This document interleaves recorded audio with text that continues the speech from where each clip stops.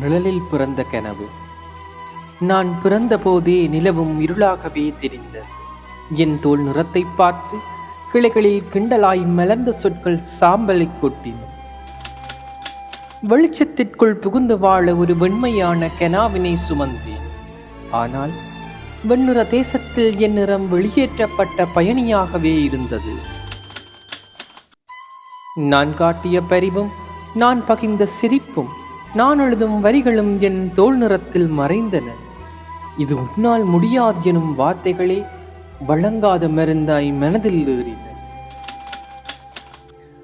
நிழலில் நின்றாலே நிழலாகவே கருதும் உலகம்.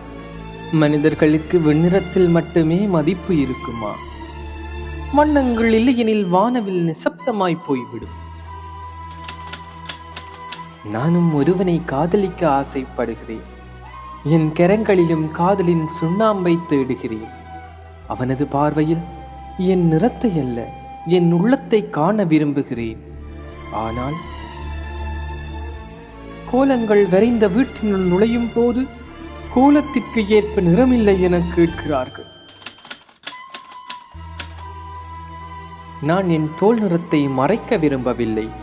இருட்டை விழுங்கும் ஒளியாக நான் இருப்பேன். அவர்கள் பார்வை என்னை கலங்கச் செய்கின்றன. ஆனால் என் நிறம் எனக்கு காவல். நிழலில் நான் வளர்ந்தேன். ஆனால் நிழல் நான் அல்ல. நான் ஒரு கருமை மின்னல்.